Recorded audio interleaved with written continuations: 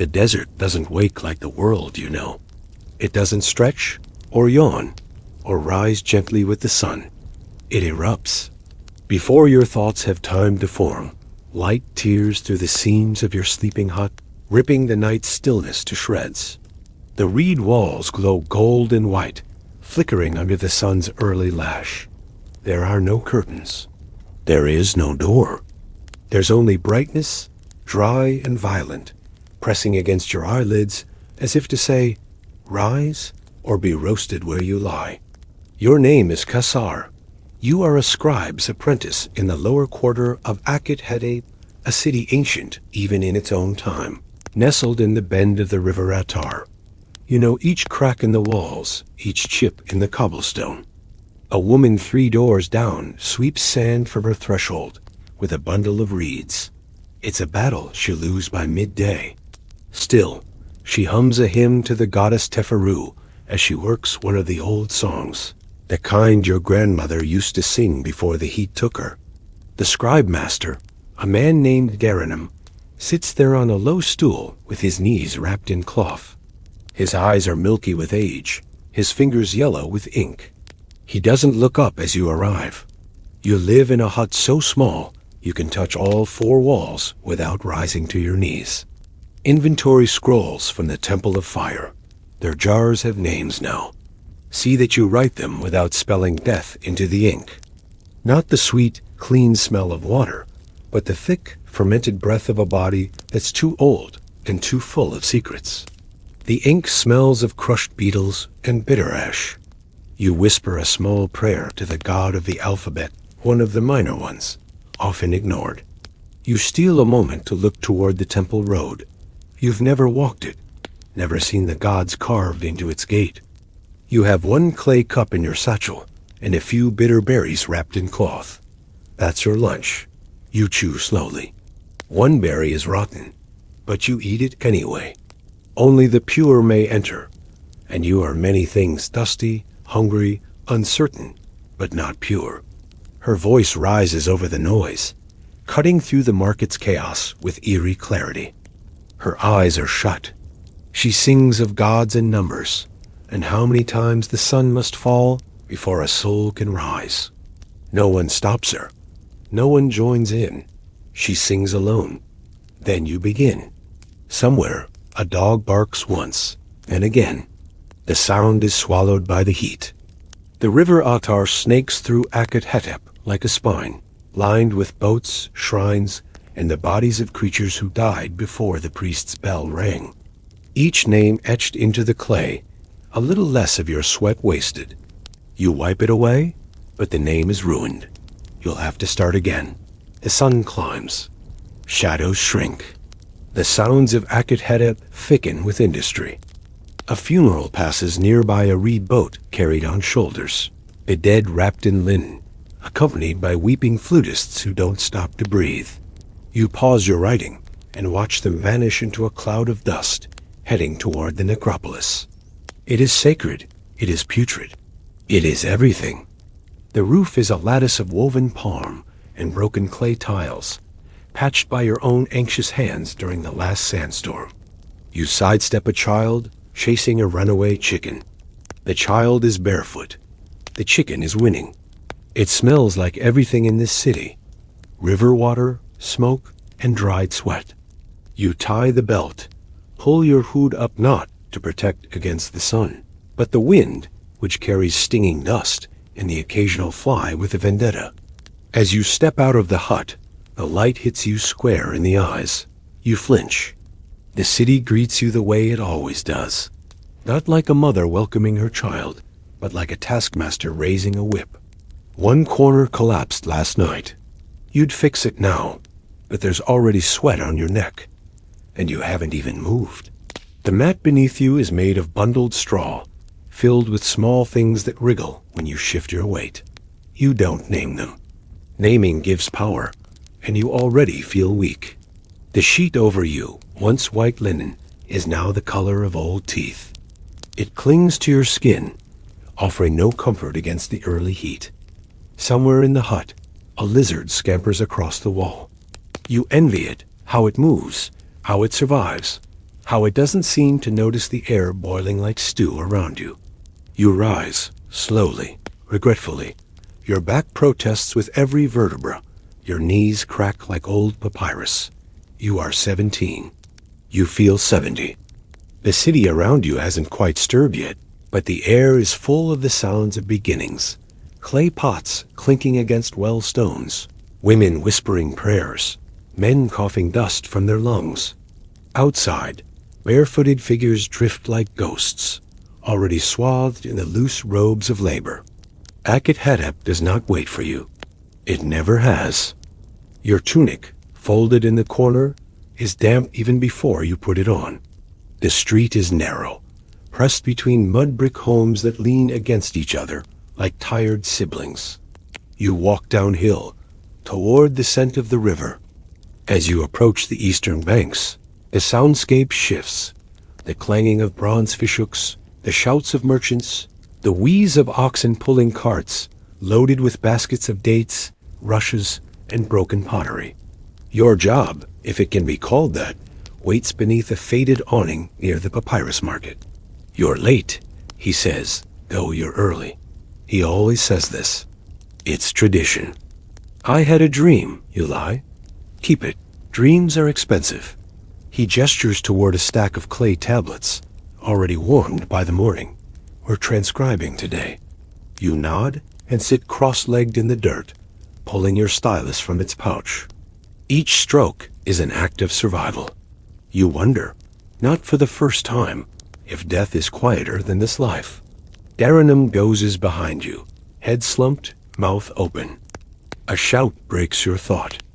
A merchant is beating a thief with a sandal. The crowd laughs. Midday is near. Your throat is a scroll of dust. Nearby, a child sings a counting song. You don't realize you're re-weeping until a drop lands on the tablet and smears the ink. Arenem snores. The sun, unbothered by your struggle, blazes on. By the time the sun reaches its highest point, the shadows have all but disappeared. The air is no longer air. It's pressure, thick and vibrating, pressing down on your skin with a heat that feels almost solid. You cannot hide from it. There are no tall trees in Akhet, hieroglyphs that seem to blink or twitch like insects. He blinks twice, shakes his head, then writes another line. No quiet places where the breeze lingers. The wind here is a myth recited by travelers, not a mercy known by the living. Kasar's head aches from the glow, and the ink and the hunger curling around his ribs. He shifts slightly, stretching out one leg. Her hair shorn close to the scalp turns her head as she walks past. For a moment, their eyes meet, and in that flicker of connection, something like recognition stirs, though he cannot place her. Her eyes are dark and full of something ancient. Not pain, exactly. Something older. Resignation, perhaps, or purpose. Cracking the joint until the pain turns into something manageable. The clay beneath him is warm, soft in places, almost like flesh. His stylus slips in his damp fingers. Behind him, Arenem continues to snore in slow, rhythmic pulses, his mouth occasionally fluttering like a drying fish. The inventory scroll is only half done, and already Kasar has begun to hallucinate shapes in the script sigils that shimmer. The temple workers pass in a long line just beyond the stall. They carry baskets of firestones, smeared with red chalk and sweat, their robes tied around their waists. Their arms are knotted with muscle, their backs streaked with white from the salt left behind by dried sweat. These are the builders of the inner sanctum untouchable in rank, yet worked to the bone. They do not speak. Their silence is sacred, imposed by the fire order. Even their sandals make no sound, worn smooth by ash and sand. One of them a girl no older than Kasar, and she is gone. Kasar returns to his clay, suddenly aware of how dry his throat has become. He reaches for the small cup in his satchel and takes a sip of the brackish water he collected at dawn. It tastes like rust and old leaves. He drinks it anyway. He always does. The rest of the day blurs in waves of noise and glare. The sun does not relent, it interrogates. Every stone glows with heat. Every face is shiny with fatigue. The market shouts louder as tempers shorten. The vendors lower their cloth awnings and fan themselves with bits of papyrus. Children disappear into doorways. Even the dogs seem to melt into corners. The city goes still. All except the temple, where bells begin to ring low and deep like drums underwater. Not in the way of peace or stillness, but in the way of burden. Each mark is heavier, each word less distinct. He forgets how long he's been writing. The tip splinters and falls away, leaving behind a small wound in the clay and a sense of finality. When the final tablet is inscribed, he looks down and realizes his own name has appeared in the margins, not written exactly. Now it belongs to the scavengers, the feather collectors, the grease sellers, the women with rags soaked in oil to wipe down the statues of minor gods for coins. A boy walks by carrying a jar twice his size, sloshing with what Kasar hopes is wine, but knows is probably something far less delightful. But etched by mistake, the strokes of habit slipping past intention. He stares at it, wonders what it means, wonders if he should scrape it off. Kasar is left alone to finish the tablets. His fingers are cramping. He changes his grip. The stylus, worn and chipped, cuts too deep into the wet clay. The name he writes is crooked. Kasar sees a fishmonger throw a stone at a passing cat. He misses. The cat doesn't flinch. They wear armor that's more ornament than protection. Thin copper plates polished to mirror sheen. Their eyes are sunken, cheeks hollow, lips dry and cracked. They do not speak. But one raises a hand, palm out, and Kasar stops. He slings them under one arm, steadies his breath, and steps into the sun once more. At some point, Arenem rouses, grunts something about shadows, then shuffles into the hut behind the stall to consult the gods, which usually means sleeping until the light changes. He starts again. Its columns are painted with images of gods in impossible poses, lion heads, falcon eyes, wings, and flames and serpents twisting through every story ever told. The steps leading up to it are cracked with age, worn down by the faithful and the fearful. It hums with power and silence, the call of the priesthood, summoning not worship, but presence. Kasar looks up and watches as a group of white-robed acolytes moves through the heat shimmer like ghosts. The scent of incense and old parchment fills his nostrils. Behind a thin veil of hanging reeds, he sees a figure approach, the steward. He is tall, older than Arenem, and cloaked in robes so finely woven they seem to float around his form. His fingers are stained blue from lapis ink, his neck heavy with beads. Each carries a brass censer, thin lines of smoke trailing behind them, forming symbols in the rising air. They pass by without speaking. Their faces are painted with ochre stripes, and their eyes lined in black coal to protect against the sun. They do not look at Kasar. They never do. As the hour wears on, people begin to vanish from the street. The wise ones seek shade. That sound carries far. It ripples across the rooftops, down alleys, over walls. He is not one of them. He returns to the tablets. Time slows, but the stylus breaks. Not with a sharp crack, but a soft surrender. He looks up. The street has shifted again. It always does.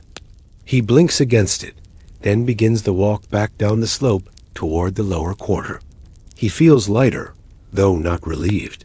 The steward's words echo like drumbeats. A shadow looms beside him. Done?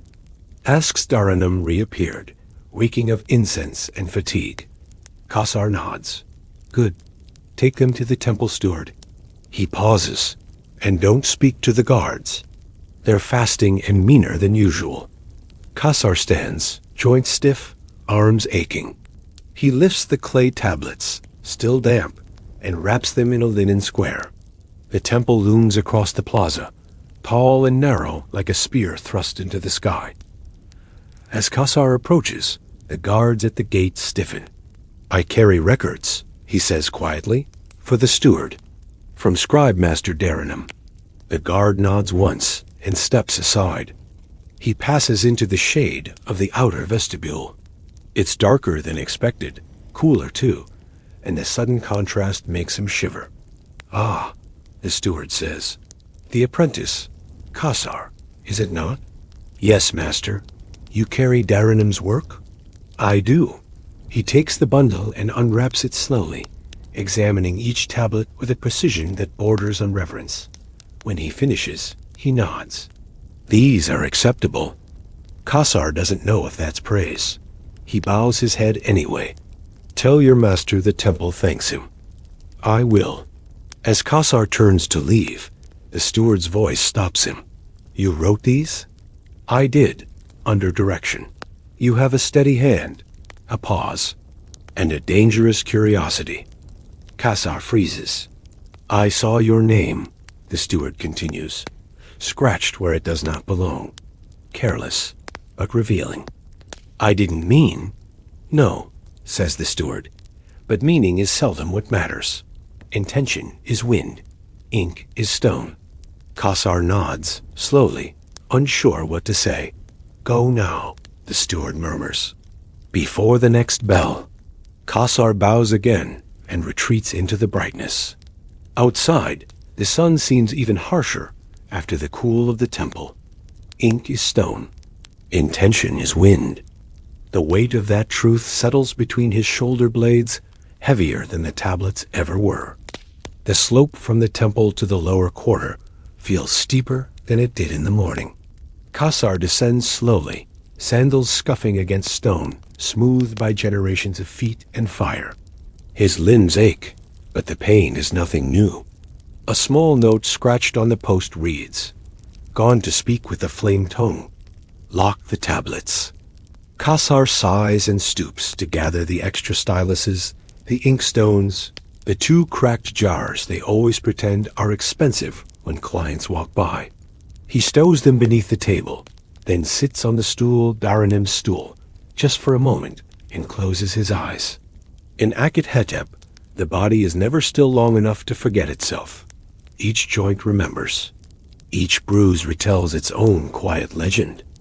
The sun has begun its descent, but its heat lingers in the stones, seeping up into the soles of his feet.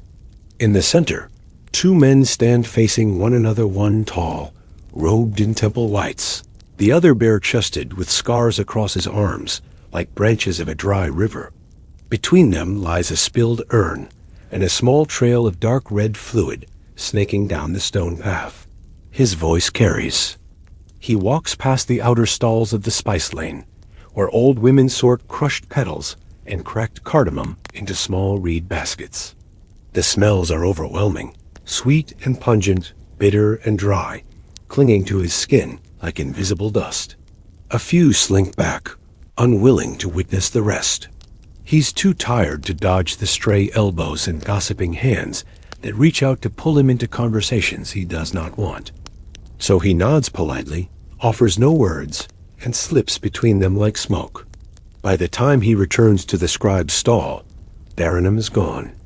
The world doesn't stop, but it tilts. 2 guards emerge from the edges of the crowd, silent and grim. They grab the man by the arms, dragging him down the path toward the temple steps. Somewhere far off, a musician strikes a scale on a stringed instrument, then begins to play. The notes flutter and climb, echoing off the walls in bright, playful phrases. He doesn't want to think. So he begins to clean wiping the table, sorting the cracked styluses, grinding ink to smooth the bitterness from his hands. The old man says nothing at first, just places a scroll on the table and sits beside it. The motions are familiar. Repetition becomes comfort. Comfort becomes forgetfulness. Children laugh, chasing one another with sticks turned into imaginary spears. The dust in the air turns golden in the lowering light. Kasar's eyes snap open. People are moving quickly now, heads turning, hands grabbing baskets and cloths, and small children as the commotion grows. He stands, drawn toward the noise not out of bravery, but out of that old reflex called curiosity. Why me? Kasar breathes, and for a brief moment, it almost feels like peace. But it isn't. A shout erupts from the end of the street short, sharp, followed by the sound of pottery shattering. The crowd parts briefly as he approaches. That means it came from the high priest, or someone pretending to be. Arenem does not touch it again. He waits. The silence thickens. He stands. The air feels heavier than before, but maybe it's just him. Every house is a monument, every doorway an altar. Here, silence is wealth, and wealth is silence. He walks past still fountains and statues of jackals, with eyes made of obsidian. The house of tears looms ahead. Blood or wine? Just a tall, narrow building with no windows on the lower floor, and a door carved with scenes of mourning women with torn garments. Priests holding jars, rivers bending toward tombs. The shadows stretch long now, pooling in doorways and creeping up the walls. People move quickly, closing shutters, drawing veils. The upper quarter is not far, but it is another world entirely. The robed man raises his hand, not in violence, but in declaration. She has the eyes of someone who remembers too well. This man has stolen from the shrine of Izet Kapah. He has defiled sacred ground with greedy hands. The accused spits. I took bread. Crusts, thrown to rats. What's sacred in starving? Gasps rise. Some nod in agreement. Others mutter disapproval. Kasar watches, unmoving. He sees the priest's face harden, sees the hand drop in signal. The last thing Kasar hears before the man disappears into the distance is his voice. Tell your gods I die full. Let them envy that. And then silence again. Real silence. Not the quiet of reverence, but the kind that follows a story you weren't ready to finish. Kasar turns and walks back to the stall. He doesn't want to sit anymore. By the time Arenem returns, the sun is hanging low and swollen, like a coin dropped behind the city's western wall. Who was he? Kasar asks. Arenem doesn't answer right away. He squints into the light as if measuring the weight of the question. Once, he says at last, he was like you. That's all. The scroll on the table is sealed with a thick stamp of red wax, the shape of the flame-tongued sigil. You will go tonight, the old man says, to the upper quarter, the house of tears. Kasar feels something inside him nod. The house of tears? It's not what it sounds like, says Arenem. Though sometimes it is. Kasar hesitates, because your name is in the wrong places. And because you wrote it anyway. The implication sits like a stone in his stomach. Still, he nods. What else is there to do? Arenem hands him the scroll. Take this to Matra. She will know what it means. Say nothing else. And if she asks, she won't. Kasar tucks the scroll beneath his tunic, the wax seal pressing cold against his chest. He takes the back path through the alley of dyes, where the air smells like vinegar and bruised flowers. The streets rise in smooth terraces, the walls painted with gold flakes and protected by guards who do not blink. It is smaller than expected. Not a mansion, not a temple. Kasar lifts his hand and knocks once. No one answers.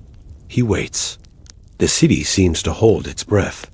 Then the door creaks open, revealing a woman no taller than his shoulder, robed in midnight blue, her face lined not with age, but with memory. Matra? Kasar asks, though he knows. She says nothing, just gestures. He steps inside. The door closes behind him with the sound of something permanent. Inside the house of tears, the air is cool and thick, as if the building itself remembers weeping and hasn't yet dried its eyes. The silence is complete, not the absence of sound, but the presence of something else, something heavy. Not the bright golds and whites of temples, but muted colors, as if all the joy has been pressed into memory and left to fade. Every few paces, a tapestry hangs, each one different. One shows a child swimming beneath a rising moon. Another depicts a faceless man kneeling before a flame that bleeds into a sea. All are embroidered in thread, so fine Kasar mistakes some for brushwork. Kasar's breath slows as he follows Matra down a narrow corridor, lit only by shallow oil dishes balanced along ledges. The flames don't flicker. They stand still, unbothered by air or thought. The walls are painted in dusky shades of ochre and indigo. Matra walks without sound, her robes grazing the stone like smoke. He removes it from beneath his tunic and offers it with both hands. Matra takes it gently, as if it might breathe or bite.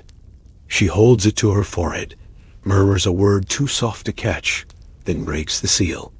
She leads him into a circular chamber with no roof, only a dome of open sky framed by tall walls. There are no chairs, no benches, just an empty basin in the floor, and a ring of shelves filled with scrolls bound in red, black, and gray. Kasar watches the way her brow furrows, then releases. She finishes and lets the scroll roll itself back into a coil, as if obeying her will. A record of every moment that was not meant to happen, of names misplaced, of ink spilled wrongly, of breaths taken in the wrong silence. She speaks at last. "You brought the scroll?" Kasar nods, heart suddenly quickening. The wax snaps like a finger bone. She reads quickly. Her lips move, but no sound escapes. "You wrote part of this," she says. "I only copied." Matra looks up at him, and in her eyes is not accusation, but a question already answered. "You saw more than you were meant to see." "I didn't understand, but you remembered." He says nothing. "Because it's true." She crosses the chamber and pulls a scroll from a high shelf, this one bound in dull gray. It bears no seal. She opens it not with reverence, but with practice. "This is the Book of Threads," she says. Kasar stares. "It's a book of mistakes?" "No," she replies. "It's a book of warnings." She unrolls it farther and points to a symbol near the top. A coiled serpent biting its own tail, but the tail is unraveling. Beneath it, in thin, slanting script, a line of text. The shadow behind the scribe sees the scribe's truth. He reads it aloud, softly. Matra watches him. "Do you know what it means?" He shakes his head. "Neither do we. Not yet." She rolls the scroll closed and replaces it. "You've been noticed, Kasar, by more than men." A shiver moves down his back. Her voice lowers. He doesn't to like the way she says it, like it as a gift and a threat wrapped in the same cloth.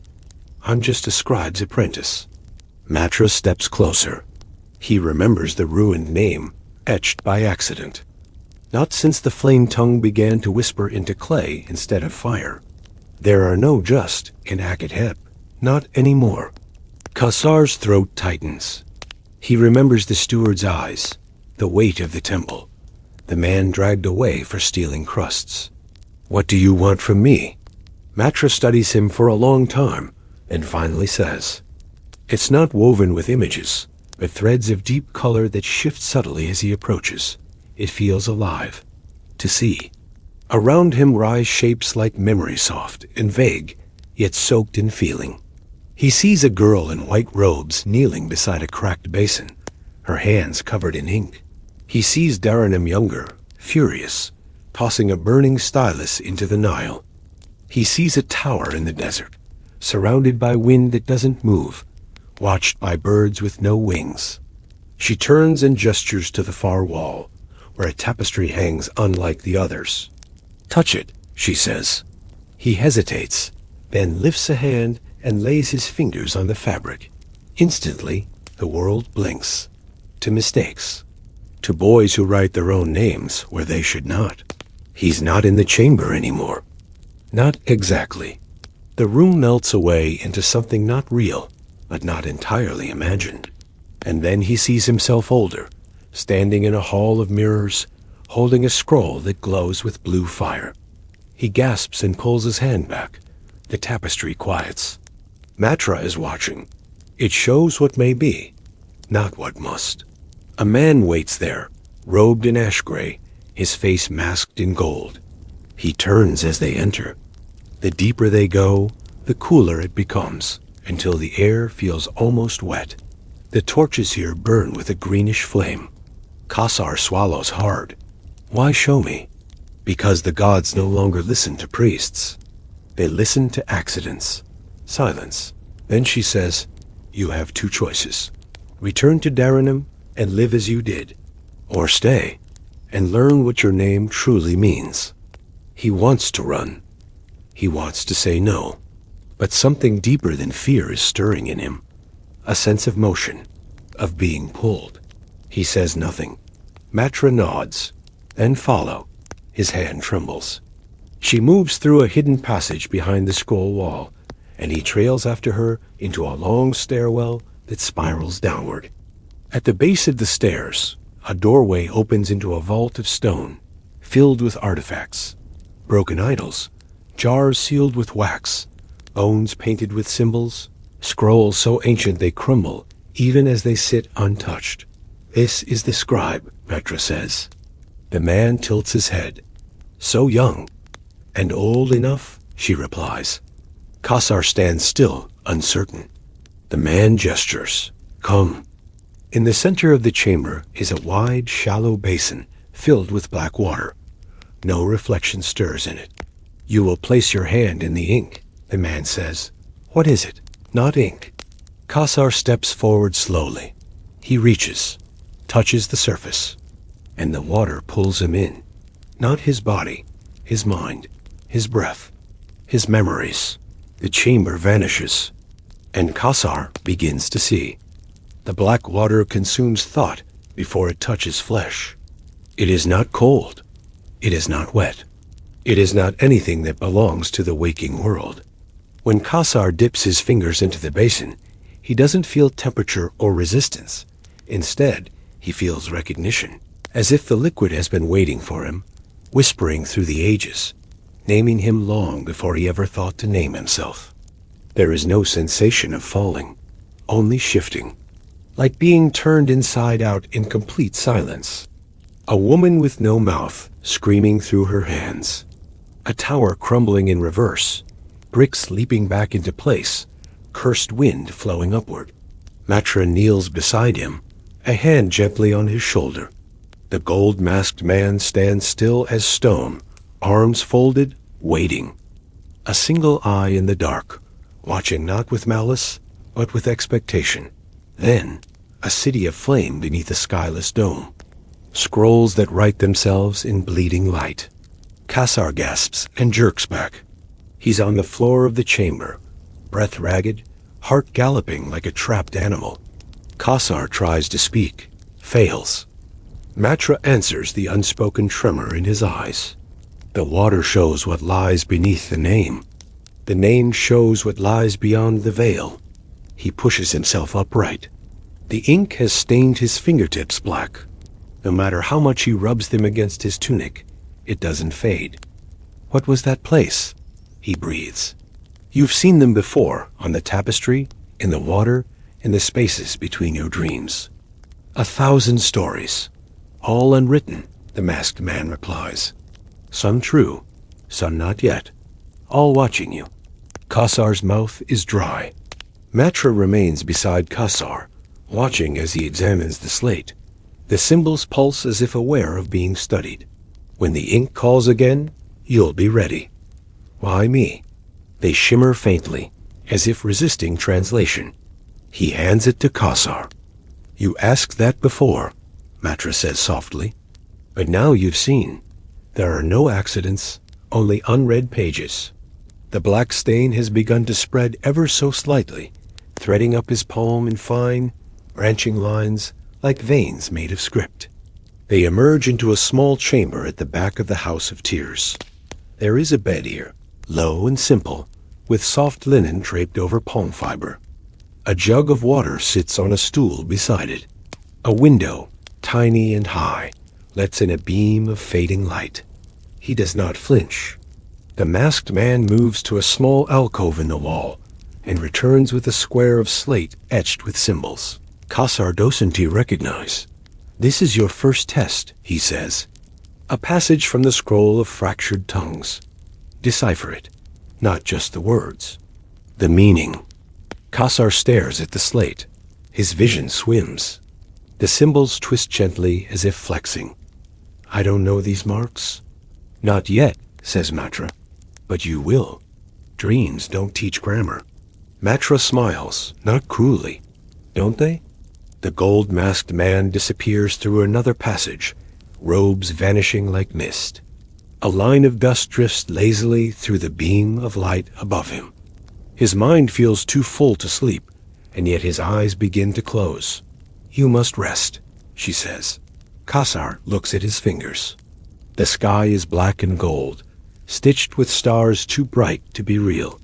On the far bank, he sees figures not people exactly, but outlines carved in light. They beckon. Symbols bloom where his footsteps fall. Some vanish as he passes. Others remain. I'm not afraid, he whispers. No, Matra replies. You're not. At its base, a door made of mirrors. As he approaches, the reflection does not match him. It shows someone older, scarred, holding not a slate, but a book wrapped in chains. His fingers throb with a strange heat. He touches the symbols again. She leads him out of the vault and up a different staircase, narrow, steep, cut directly into stone. You'll sleep here now, she says. For how long? As long as you need. Time keeps a different calendar in this place. She turns to leave, then pauses at the doorway. Kasar. He looks up. The ink will not stop. Once you open the page, it opens you. Then she's gone. He sits on the edge of the bed, the slate in his lap, and lets his thoughts spiral in slow, spiraling loops. One of them glows softly. He stares. The light fades. He lies back, eyes fixed on the ceiling. Somewhere between waking and dream, he hears the voice again. Not Matra's, not the masked man's. Ink is stone. Intention is wind. He dreams. He's standing at the edge of the river Attar. Only the river is wrong. It moves backward. Fish leap against the current. Boats slide upstream without oars. He steps forward, but the ground gives way, not into water, into paper. The land beneath his feet unfolds like a scroll, tearing, curling, cracking as he walks. Then he sees it the tower again. Tall, thin, fractured. It leans slightly like it is listening. He touches the door. It swings open. And everything changes. He wakes gasping, the bed drenched in sweat. The slate is still in his hands. But now one of the symbols is missing. In its place is a word. His name, Kasar, no longer written by his hand. The morning in the House of Tears does not come with birdsong or bells. It arrives quietly, slipping into the corners like a guest too shy to knock. Kasar wakes to find the window beam slightly warmer, the dust within it turning slow circles. The slate still rests in his lap, unchanged except for the impossible thing. His name, written in a language he does not know, by a hand that was not his. She carries a tray with dried figs, a clay cup of date milk, and a small roll of barley bread wrapped in cloth. Kasar sits up, blinking, and she sets the tray beside him with no ceremony. He touches the glyph. It hums, softly, not a sound but a feeling, like breath over skin, like ink about to be spilled. A knock at the door breaks the trance. Matra enters without waiting for an answer. You slept long, she says. I dreamt longer. Did it speak? He nods. She sits on the stool near the window, watching him carefully. The first symbol changed, he says, holding out the slate. Matra peers at it, expression unreadable. Yes, the slate is alive now. How? She looks toward the beam of light. Because so are you. The bread is hard, but real. The milk tastes like dusk. As he chews, Matra retrieves another scroll small, bound in black thread with no seal. She hands it to him. Kasar frowns. Was I not before? Not fully. He eats slowly. The figs are sweet and sticky. He reads aloud, haltingly. What is this? He asks. A story. Of someone who came before you. He unties the thread and unrolls it. The text is sparse, broken by strange markings and lines that bleed into one another like water on cloth. He who bore the name not given, walked paths not laid in clay.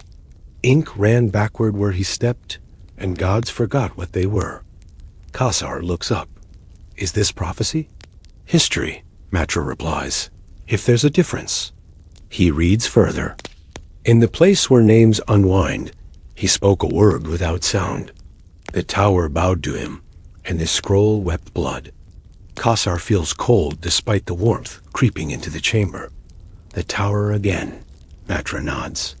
It appears to all who follow the ink. Have you seen it? No, she says. But I've stood in its shadow. He closes the scroll. What happened to him? The one who came before? We don't know, she says. He vanished. Or became someone else. Perhaps both. Kasar wipes his hands on the cloth and places the scroll gently back on the tray. What do I do now? Matra smiles, but it's the kind of smile that follows a long silence. You go outside. Kasar blinks. Back to the city? She nods. Not as a scribe's apprentice, as a witness. To what? To what hides beneath the familiar. His new robes. They are not priestly, nor noble, nor tattered like his old tunic. Just plain, deep gray with a sash dyed the color of dried ink. There's a woman there nearth who tends to forgotten records. She lost her memory in the year of red rain, but she writes still, pages that know more than she does. Help her, learn from her, bring me what she refuses to read. He dresses in silence, the cloth lighter than it looks. When he steps into the sandals waiting near the door, he realizes they are softer than any he's worn, still thin, still humble, but made for walking farther than just to the riverbank and back. She hands him a bundle of folded linen. Matra stands. You'll begin in the old quarter, she says. Kasar nods, tying the sash. As he prepares to leave, Matra steps closer and places something around his neck. A pendant. A flat circle of fired clay, etched with a single spiral. What is this? None of it is legible. None of it stays still. The words rearrange when he looks away. He doesn't know how he knows that, but he does. Your pass. Into where? She meets his eyes. Wherever they don't want you to go. The buildings tilt at strange angles. The dust smells sweeter. The shadows fall too long. The city watches him now, not with suspicion, but with a quiet kind of expectation. He steps out into the morning light. The streets of Akhet look the same, but feel different. Perhaps it's him that's changed. But it is heavy with age. The streets here do not echo. They mutter. Buildings lean inward like conspirators. Windows are shuttered not for privacy, but protection from what? He doesn't know. Now they feel like dreams repeating. Children play with bone dice that clatter like teeth. A man carves a mask out of dried river clay and sings to it in whispers. A woman prays to a cracked idol shaped like a door. He makes his way through alleys he once knew well. Kasar turns a corner and stops. A wall once blank is now covered in writing inked phrases, stacked and spiraled, scrawled in charcoal, clay, even blood. He stares until a voice behind him interrupts. Don't read too long, or it'll start reading you. He turns. An old man hunched, wearing robes dyed in wine and smoke. He grins, toothless but bright-eyed. You're one of hers, the man says. Matra's ink touched. Kasar swallows. Do you know her? I know her shadow, the man replies. That's all anyone ever really gets. He laughs once and vanishes into the crowd. Kasar moves on. The old quarter isn't poor, not in coin. He finds the door to Nerith's home. It's marked with 3 vertical slashes and 1 spiral. He knocks. No answer. He knocks again. A voice, dry as dust. If you've come to sell names, I have none left. I've come for forgotten pages, Kasar says. The door creaks open. A woman in a robe of 1,000 mended threads stands before him.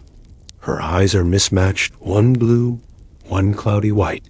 She stares. You're too young, she says. Too young for what? She nods once. Exactly. Then she steps aside. Enter, before the page curls. He obeys.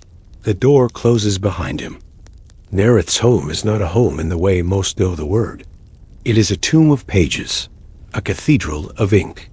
The air smells of papyrus, mold, and something older like forgotten breath trapped between layers of time. Even the floor seems composed of manuscripts, crushed flat by sandals, preserved by dust.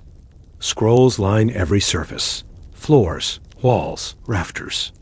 Stacks lean like trunks against shelves built into every crooked corner.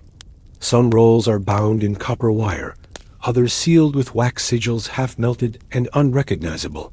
There is a table, though it sags under the weight of layered parchment, tablets, slates, and what looks like a piece of bark with words burned into its grain. There is no space for walking, only winding. A low draft presses around his ankles. Somewhere above them, a beam of light tries to find its way in, but is blocked by overlapping vellum. Kasar steps cautiously, careful not to brush anything. Nereth glides ahead of him like someone for whom gravity is a suggestion. She moves with the fluidity of one who has surrendered entirely to disorder. Her robe whispers secrets with every step. It might once have been gray or blue or white now. It's a map of centuries, patched from every dye, every thread. She leads him to a narrow alcove where a single oil lamp flickers beneath a canopy of hanging tablets. Nereth sits without sound and begins sorting the topmost layer of texts with hands that tremble but never hesitate.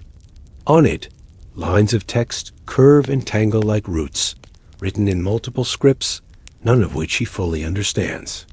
But one line, at the bottom, moves, shifting as he stares, rearranging itself until it becomes a phrase in his own tone. Sit, she says. Kasar folds his legs and lowers himself onto the stone across from her. I was told you write things you forget, Kasar begins. She snorts. We all do. I simply learned not to be ashamed of it. The reason the words chose these shapes, these colors, this weight. She reaches into the pile and pulls out a cracked wax tablet. Ink is only the final form. But Story lives in the inkwell before the stylus is dipped. I'm here to help. Matra said. Matra sends fools. When she doesn't send fire. Kasar says nothing. Nereth slides a half-burned page toward him. Ink knows the name before the mouth. He looks up. She doesn't just want you to help me, Nereth says. She wants you to read. I can read. You think you can. She gestures to the stack. But can you hear it? Kasar blinks. Hear what? The pulse between the lines. He touches the wax gently. The script etched into it is sharp and fine, like something carved into stone by a whisper. Where do these texts come from?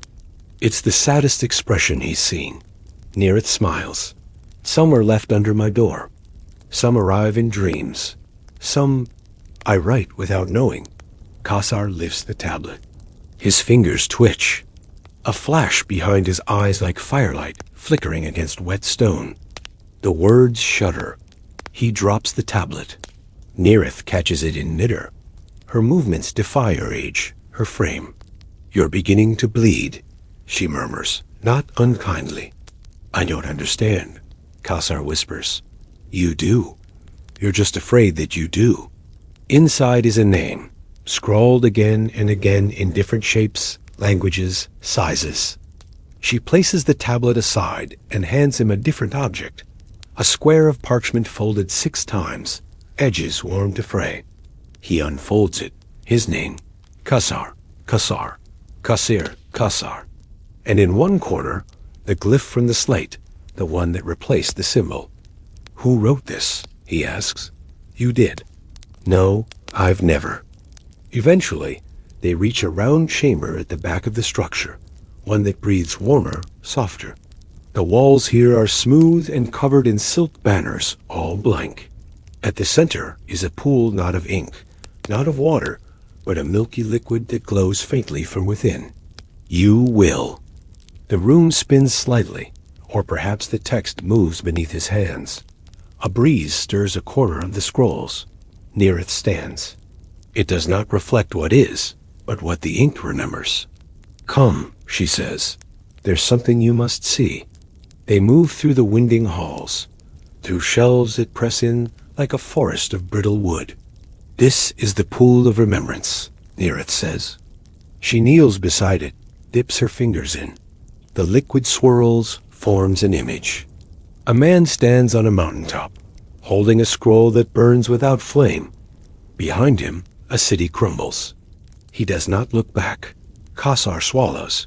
"I've seen him before," he says. "In your dream?" He nods. "You'll see him again," Nerith says. "He may be you. He may be your end."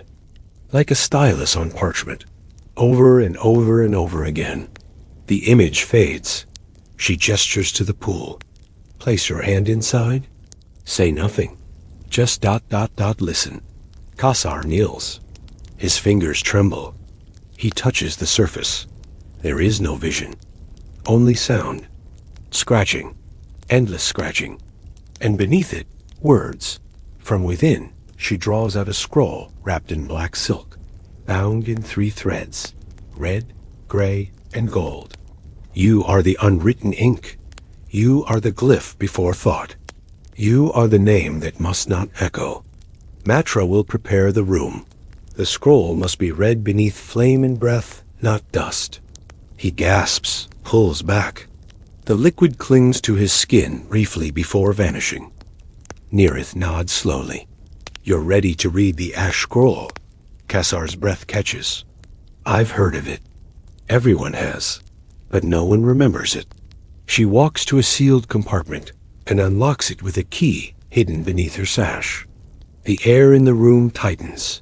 "You will not read it here," she says. "Not yet. Take it to the House of Tears." Kasar accepts the scroll with both hands. It's heavier than it should be. "What's inside?" he asks. Nerith looks him dead in the eye. "The part of you that you haven't written yet." Kasar carries the ash scroll with both hands, as if it contains not parchment, but prophecy pressed into physical weight. The silk wrapping around it is cool despite the heat of the city outside. It rests against his chest like a second heartbeat, steady and silent, though he feels as if it might begin whispering at any moment. The streets of Akhet-Hetep offer no comfort as he walks. A child playing with a broken stylus, etched with a familiar glyph. A priest standing beneath a canopy of flame-shaped leaves, holding his arms in the same curve as the scroll's seal. Its carved door still bears the weeping women, though now they seem less mournful, more aware. Everything echoes. The usual bustle of the market has dulled into something more distant, like watching a memory unfold. Colors are dimmer, sounds blur together. Even the smell spices, sweat, river mud seem less vivid, more ceremonial than real. The city is retreating from him, or he from it. And yet he sees more. Symbols carved into stones he never noticed before. Everything repeats. At the base of the temple quarter, where the alleys become too narrow for carts and too crooked for maps, the House of Tears waits like an unopened book. She looks at him, then at the scroll in his hands. He lifts his hand and knocks once. Upon them, dozens of symbols, some familiar, some not, have been etched and burned. As Matra places her hand on the center glyph, the doors slide open without a sound. The air cools with every step, and the walls change from painted clay to smooth stone veined with green-black, mineral veins that pulse faintly when touched by torchlight.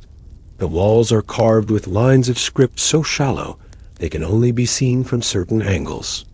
They shimmer faintly like heat rising from sand. He unwraps the scroll, layer by layer, black silk, gold thread, gray twine, red knot, until the bare parchment sits in his palms. It is dark, not from dye or age, but from what lives within it. The surface is matte, rough as stone, and warm to the touch. This time, the door opens before he finishes. Matra stands there, dressed not in gray, but deep crimson robes that fold and shimmer like flame licking along stone. So, she says quietly, the ash is chosen. Kasar steps inside. The fire that emerges is not yellow or orange, but deep blue, almost invisible. It casts no shadow, yet Kasar's skin prickles in its presence. She closes the door behind him with a weighty finality. They walk together down a side corridor Kasar has never entered before, one that slopes gradually downward, deeper into the foundations of the house. Where are we going? Kasar asks. To the chamber of first breath, Matra replies. The only place the ash scroll may speak without breaking its reader.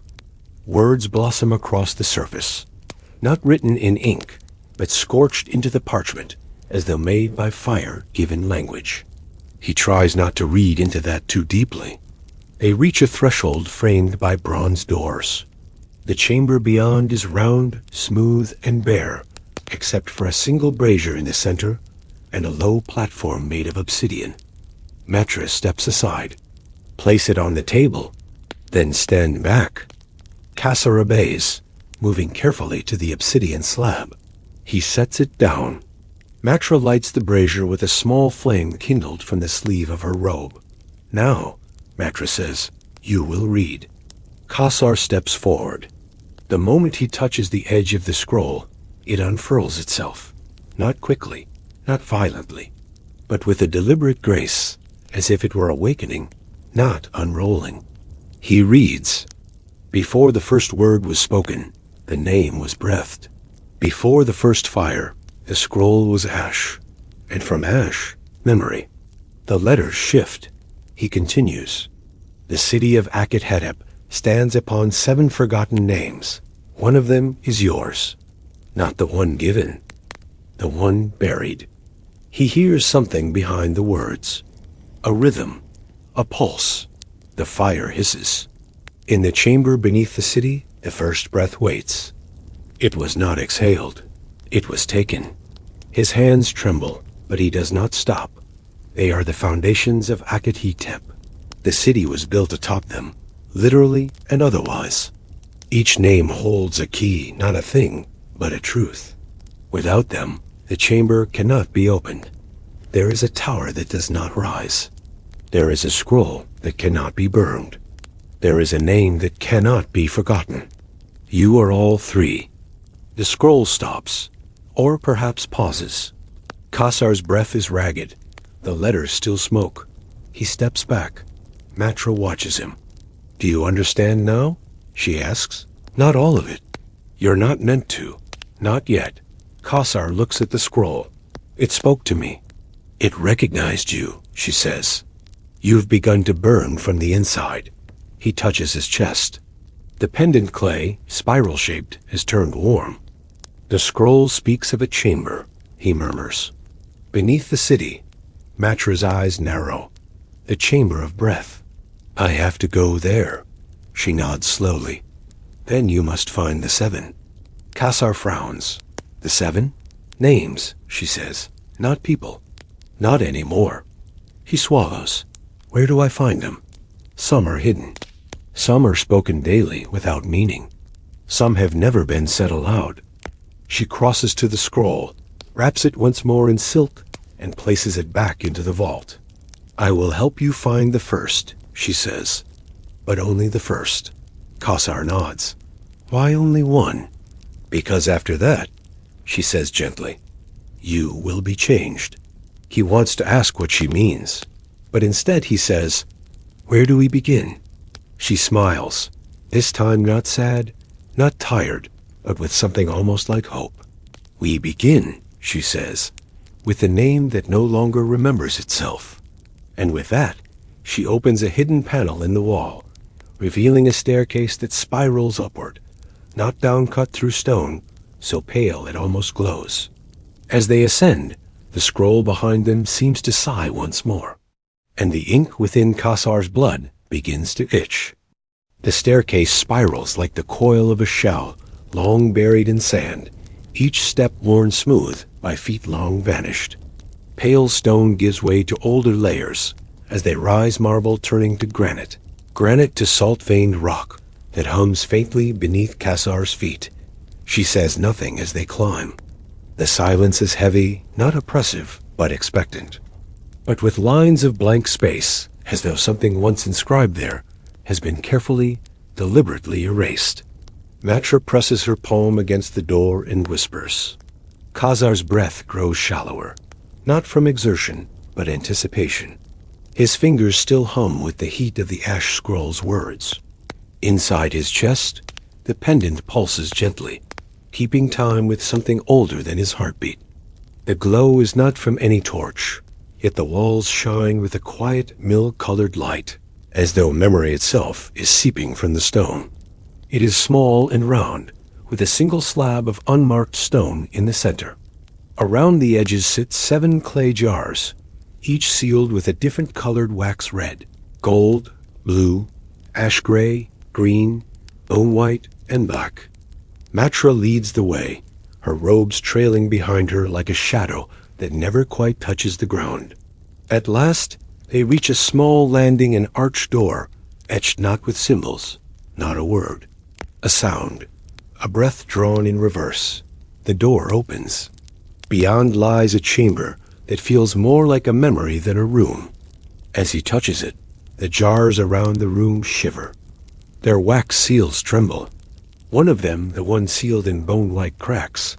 Kasar steps inside, and the air changes. It's not colder or warmer, it's thinner, like breathing between 2 layers of time. He reaches out, touches the edge of the wax, and peels it away. Matra does not follow. She remains at the threshold. "You must go in alone," she says. Kasar nods, steps across the threshold, and the door closes behind him without a sound. He moves toward the stone slab. Carved into its surface is only a circle.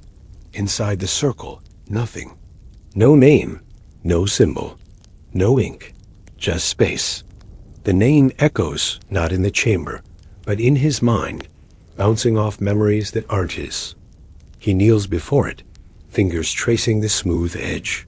From within, a sound escapes. Writing names she does not remember. Writing herself, again and again, into oblivion. Not a voice, a sigh. Kasar stands slowly and approaches the cracked jar.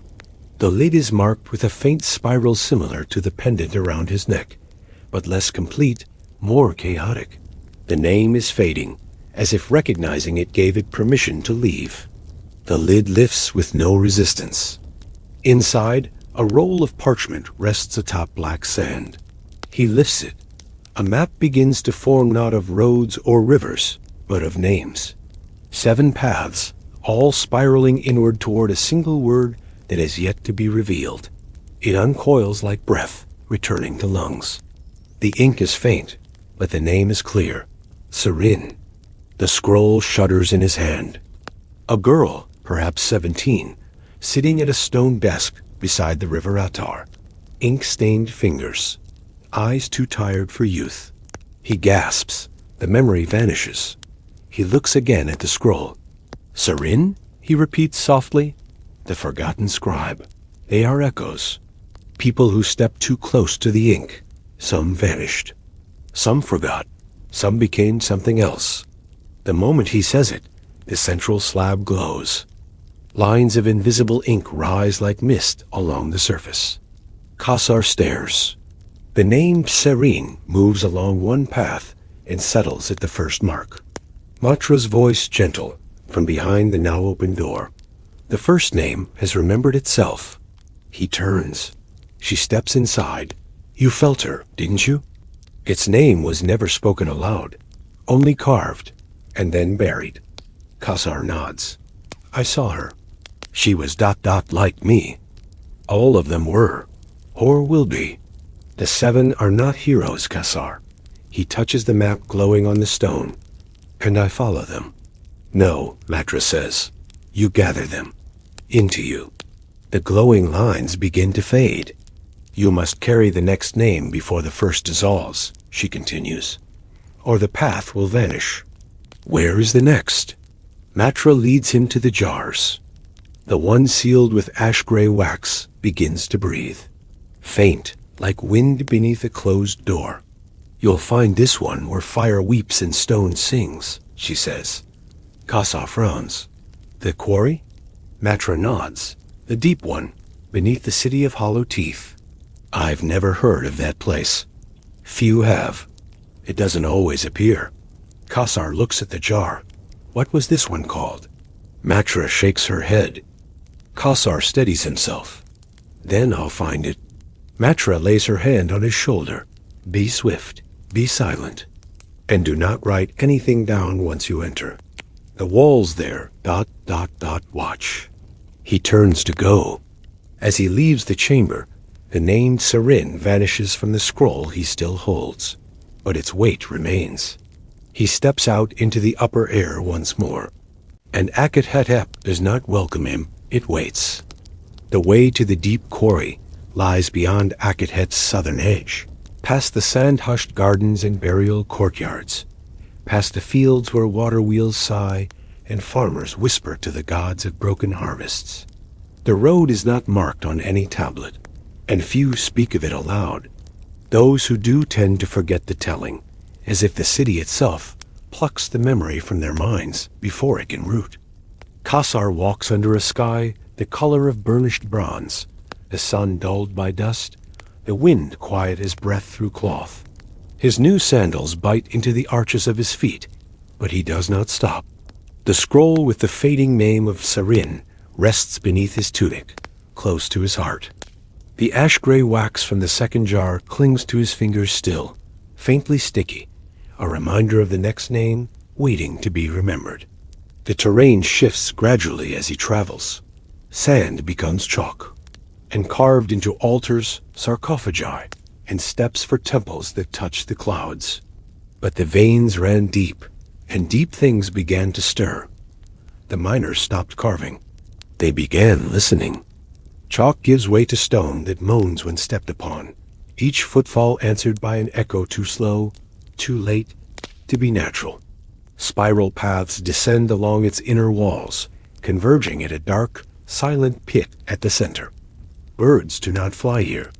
The wind does not sing. Small stones rise from the earth in rose teeth, perhaps ground down by wind or intention. The further he walks, the more they crowd together, pointing at the sky like accusations. This is the edge of the city of hollow teeth. Each level he passes feels colder, as if the quarry has forgotten sunlight or deliberately shunned it. It isn't a city, not really, not anymore. Once, Kasar is told, it was a mining settlement where sacred stones were pulled from the earth, and they began to vanish. Now the city lies buried, swallowed by its own echoes. No offerings mark the threshold. Only a single stone arch, upon which is carved a symbol Kasar now knows too well, the incomplete spiral. At the ridge of a long descent, Kasar stops. Below him yawns the quarry, vast, circular, its sides steep and fractured like a wound left too long untended. Kasar begins his descent, or breath trapped in sealed jars. He walks by instinct, fingers brushing the wall to keep his bearings. Soon, shapes emerge from the dark. The stone groans underfoot. Just cliffs, one per vault, each unique. He keeps his eyes ahead, not on the carvings that line the wall's glyphs that twitch when not watched. Words written in a tone that resembles his own, but breaks itself apart mid-phrase. Halfway down, the silence breaks. A voice, dry, calm, from just behind him. You carry a name. Kasar spins. No one is there. The voice comes again. Do not answer. Not yet. He turns slowly and continues downward. The spiral narrows. The glyphs grow more erratic. Some have been scratched out violently, others simply faded, as if the stone decided to forget. At the lowest level, the quarry opens into a mouth of darkness. No torches line this path. He passes beneath it. Her robes are covered in dust. Her hands are bleeding. She carves her name into stone, but the stone rejects it, cracks each letter as she finishes. She tries again and again. Inside, the air tastes of minerals and something older wet parchment, maybe. Tombs. Not of the dead, but of names. Each chamber holds a stone slab, atop which rests a clay tablet with a symbol carved so deep it cracks the surface. No dates. No titles. He walks until one stops him. The glyph on this tablet burns faintly with a gray light. It resembles a root system, branching inward, curling toward itself in a fractal of hesitation. His fingers reach for it. A pulse runs up his arm. A whisper blooms in his ear. You are here because I was not. The voice is feminine, quiet, terrified. Kasar touches the tablet. The chamber around him wakes. The walls shift slightly, not moving, but unsettling, as if they remember having moved once and long to again. He sees flashes. A girl kneeling beside a chisel. Each name fails. At last, she carves no letters, just the shape of a root curling into darkness. Then she lies beside it and breathes her last. Kasar stumbles back. The tablet as glyph is no longer glowing. It is now bleeding ink that evaporates before touching the ground. He speaks the word that rises in his mind, unbidden. Renira. The wind returns. The city breathes again. The quarry answers with a single low tone, as if the entire pit had struck itself like a gong. A wind rises. Dust circles him. The glyph lifts from the stone and burns itself into the scroll beneath his robe. Second name remembered. Second path unlocked. As he turns to leave, something follows. Not a shadow, not a sound, just presence. It does not speak. It waits. At the archway, he looks back. A figure stands where he had been, hooded, small, motionless. Renira? He opens his mouth to call. The figure lifts a hand, palm open, not in greeting. In warning, do not return. Kasar exits the quarry as the sun begins to set, casting long, jagged shadows across the ridge of hollow teeth. 2 names. 5 remain. But now, the scroll no longer rests quietly. It aches. Kasar does not return directly to the House of Tears. Instead, he walks the long curve of the river, where reeds grow taller than men and boats drift silently without oars. The sun dips low, reddening the surface of the attar until it resembles a wound stretched across the land. He carries 2 names now, Serin and Renira, each etched into the scroll, each burning softly against his chest, as if seeking one another. He does not yet know what they become when joined, only that they are incomplete alone. He sits beside the river, beneath a crumbling statue of a forgotten moon god, and opens the scroll. It does not require his touch to unfurl now. It opens itself like a sigh. A breath rushes through the air around him. Serin's glyph glows briefly, a thin coil of smoke rising from the parchment. Renira's symbol, the root curling inward, pulses once and then dims. But now there is a third line, drawn for the center of the scroll. It stretches away from the others, veering upward, sealed not with skin, but with thread, ending in a broken point. No glyph, no name, just an absence, a gap that aches to be filled. But the black wax jar, the 7th, untouched now, vibrates slightly, like a kettle beginning to boil. And beside the space, a sigil Kasar has never seen before. It resembles an eye with no pupil, a closed eye. He touches it, but it doesn't feel right either. It's a silence so full, it feels like it's swallowing sound. The light begins to fade, faster than it should. He rolls up the scroll, stands. You'll go to the necropolis of still voices. and begins walking. The scroll stiffens. A whisper no. The fourth silence. A thin blade not metal, but obsidian, chipped and black as sorrow. That's all. He hears the words not aloud, but deep within the bones behind his ears. It doesn't hurt. The wind turns sharp. It is not on maps. It does not appear unless you walk without sound. He arrives, she says. At... Kasar replies. The A memory. A fear. A truth. House of Tears just as the last daylight slips below the city's edge. Matra is waiting at the entrance, not in crimson, not in gray, but in plain, undyed linen. Her hair is uncovered, her face bare of kohl or sigil. She looks at him not as a guide, but as a witness. You carry more than names. They don't leave me. They're not meant to.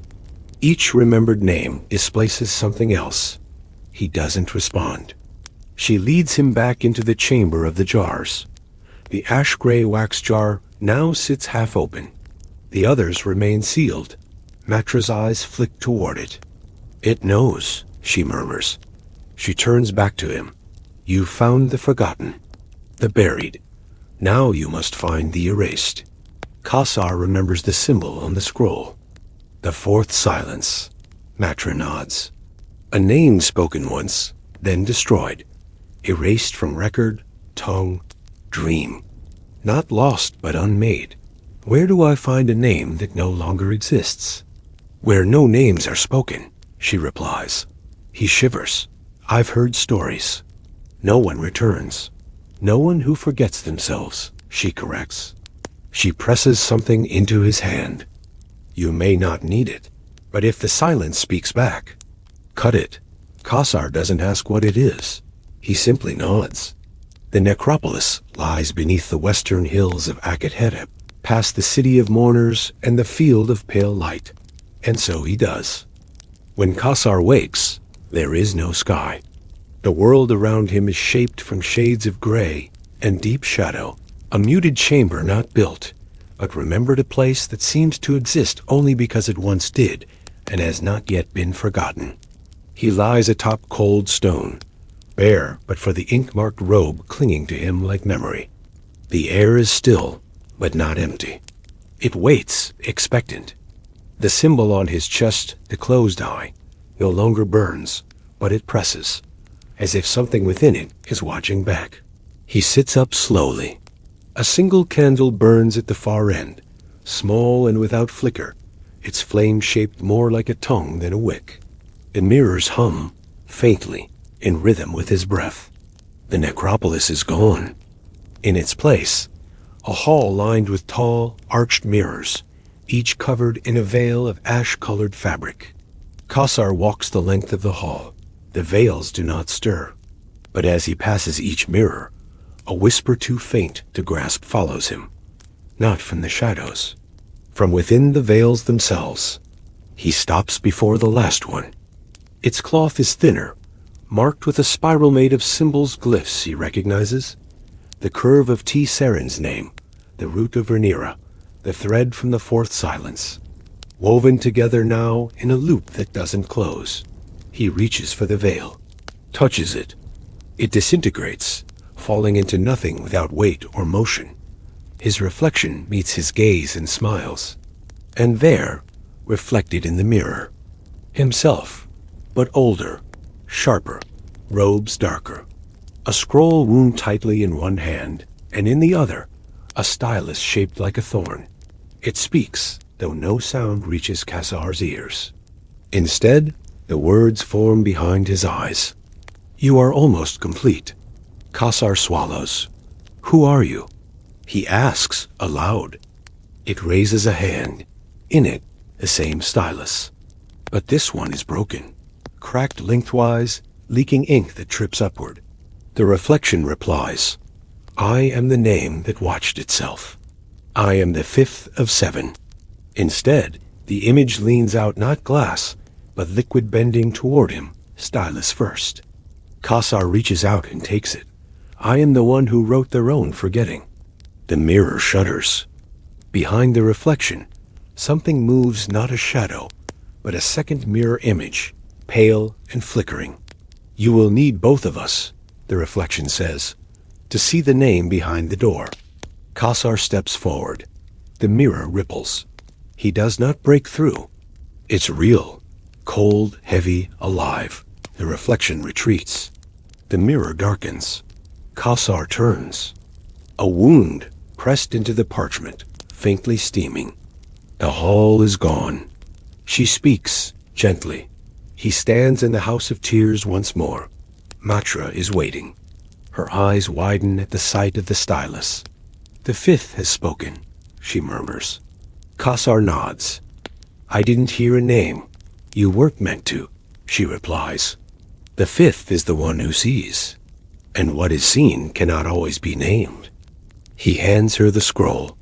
It now bears the shape of a fifth spiral, not a glyph, not a word. Matra does not touch it. Instead, she turns to the sixth jar, the one sealed in deep green wax. It pulses slowly, as if breathing with the rhythm of trees beneath earth. It's heavier than expected. The sixth is the oldest, not in years, but in weight. The one who carried all the others. Before you. Before even me. Do you know their name? Kasar asks. No, Matra says. But I know where it waits. She opens her palm. A seed rests there. Black, smooth, almost metallic. You must plant this, she says, in the garden of sand. It cannot be found on maps. It reveals itself only to those who arrive without questions. I've never heard of it. You passed through it once, but it wasn't ready to be seen. In the center, a single stone pedestal. Kasar takes the seed. Matra turns to the black jar, the final one, and places a single finger on its lid. Do not open this one, she whispers. Not until the others are gathered. He nods and sets out. The Garden of Sand lies beyond the eastern edge of Akhet-Hetep, past the ruins of the first wall, through the dunes of the unmarked. A vine curls upward, leafless, forming a spiral as it climbs. Kasar walks with the seed in hand, the stylus tucked into his sash, and the scroll held close to his skin. The dunes are silent, but not still. With each step, he feels the sand shift beneath his feet, not sliding, but moving aside, allowing him through, guiding. Soon, the dunes open into a hollow. Not a lush garden, but a basin of pale sand, ringed by petrified trees bark gray as bone, leaves crumbled into dust. Kasar kneels before it. He places the seed into the hollow atop the stone. Nothing happens. Then heat. The seed cracks. A root, thin as a hair, bursts forth and dives into the stone like water into thirst. Then a bloom. Black petals edged in ink. At its center, a name appears not written, not spoken, but known. Arenem. He knows her. A midwife who wrote death certificates for children who never breathed, who named the nameless, who buried her own son and never spoke again. Her name glows once, then fades. The flower withers. The root remains. 6, one more. Kasar turns toward the sky. The scroll in his robes quivers. The black jar calls, and something behind his eyes begins to open. The wind is wrong. Not in direction, but in feeling. It arrives without sound, without movement, but carries with it the unmistakable weight of endings. As Kasar walks back toward the House of Tears, the air seems thinner, stretched between his footsteps like thread on the verge of snapping. Akhet-Hetep, usually loud with voices and ritual, now feels draped in a hush so deep it unsettles even the shadows. He walks past streets he once knew and finds them changed. The child who once sang counting songs now stands silently beside a wall, eyes closed. The merchant who yelled about stolen sandals now sits cross-legged, counting grains of rice. He does not speak. He does not breathe. But the scroll in Kasar's robes trembles at the sight of him. Even the river moves slower, as though unwilling to carry more stories until this one ends. When he reaches the door, Matra is waiting, but not alone. Beside her stands a tall man robed in black, his face veiled, his hands clasped before him. Matra nods once, slowly. "You're ready?" Kasar feels the words settle into him like a bell being struck far beneath his ribs. "I've carried 6 names," he says. "But the last ... I don't know if I want it." Matra places a hand on his shoulder. "That means you're finally worthy," as if the name within can no longer be contained. He places his hand on the lid. The veiled figure steps aside. The black wax jar waits on the altar. It pulses, faintly, but not like breath, like heartbeat. Kasar approaches it. The wax has begun to crack not from age, but from pressure. Matra speaks. "Before you open it, you must know this name will cost you." The floor beneath him ripples like water, and the chamber tilts sideways. Kasar does not look back. Everything already has. He lifts the lid. Black smoke pours out, not into the air, but into him. It doesn't swirl. It sinks. His fingers go numb. His thoughts spiral. Then he is elsewhere. Not standing. Not breathing. Being. A voice rises, not sound, but essence. You seek the name that ends. The name comes not in letters, not in ink, but in recognition. A name that was his before he bore Kasar. A name that was given erased, hidden. He is alone in the chamber, and now returned. A name that folds the page. Each one, she says. Kasar murmurs, his voice brittle, drawn together by a he whispers. They're no longer his. They are smoother, older, scarred in ways he doesn't remember earning. His robe has changed too now, woven with the symbols of all 7. The coil, the root, the eye, the thread, the bloom, and the silence. Central mark is real. Name burned into the parchment, like the heart of a storm. You are its vessel. Her steps are slower now. You are its author. You are its erasure. The void pulses, the one they took. Do you remember? Kasar's voice echoes inside his own mind. Yes. And with that, Isira. The name settles behind his teeth like ash. He collapses. She says, her voice soft as dusk. Not to visit. Still at his side, has darkened. Its tip now glows faintly white. To open it. When he wakes, but into memory, the stone is soft. The air is thick with old songs. As he descends, he feels his name begin to unspool, piece by piece, until only the truth remains. The black jar is gone. The scroll lies open before him. Matra says, you must go to the chamber of first breath. 7 spirals now glow faintly. Matra enters. You have all 7. Isira, she nods. Your true name. Kasar looks down at his hands. He has become the scroll. Now, again? No, he stands. The scroll rolls itself tight and leaps into his palm. He understands. The stylus, pulsing, waiting. Matra opens the last door. Beyond it, a stairway spiraling down not into earth. At the bottom waits the chamber, a dome of obsidian, a single pedestal, and above it a door. Not of stone, not of wood, of light flickering. He walks to it. The scroll burns. The stylus pulses. He reaches the threshold. And for the first time, this was never about writing a name. It was about becoming one. He lifts the stylus, draws the first symbol into the air. The door begins to open. As the stylus moves through the air, light follows it like ink on unseen parchment. Each stroke is deliberate, glowing, hanging in the air for a heartbeat longer than it should, as though the act of drawing creates the space it occupies. 7 symbols, one for each name, gathered spiral outward from Kasar's hand, wrapping the door of light in threads of memory, identity, and loss. The chamber around him responds. Walls ripple like water. A pedestal hums with a low, resonant tone. And the door, that impossible door of light, shifts, not swinging open, not sliding, but unfolding, as if it were a page being turned. On the other side is not a room, not a place, not even a world. It is language. The sensation is overwhelming, familiar, intimate. Each glyph feels like a memory, returned a heartbeat that had been missing from the rhythm of his life.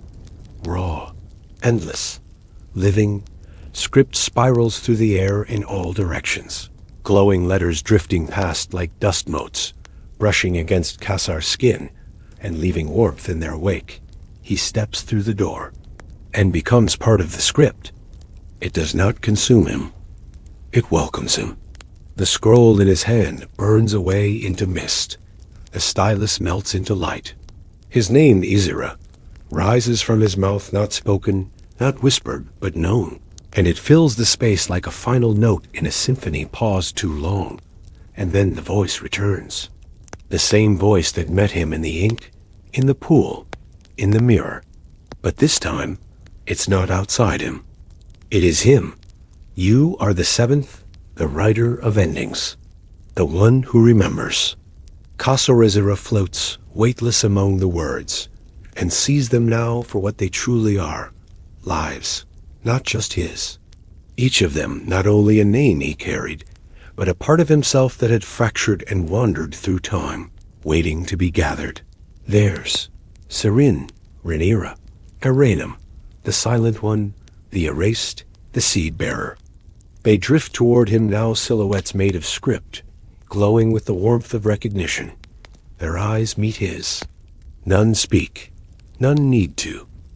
They bow and vanish, folded back into him. Impossibly, Kasar finds himself standing not in the chamber of first breath. The chamber begins to shift again. The door behind him does not close, it dissolves. The floor rises, the walls stretch. And slowly, but at the summit of the tower of unwritten names, a place spoken of in dreams, he sees everything. A place no one has reached, until now. Beneath him, Akhet sprawls like a sleeping animal. The river glows silver, the dunes whisper.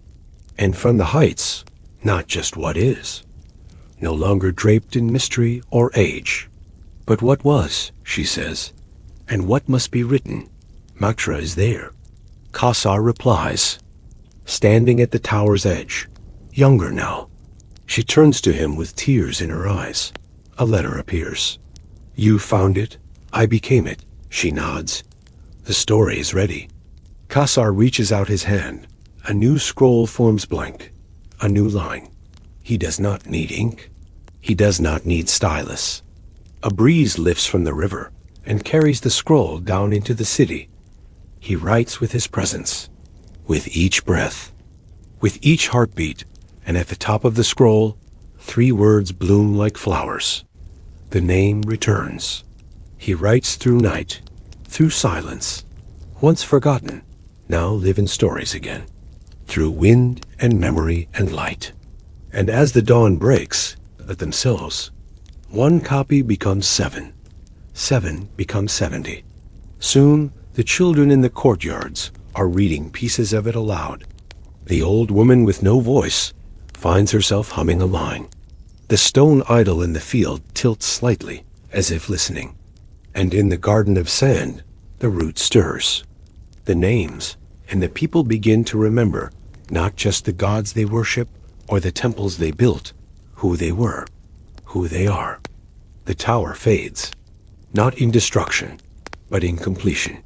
Kasar steps into the morning and begins his next story.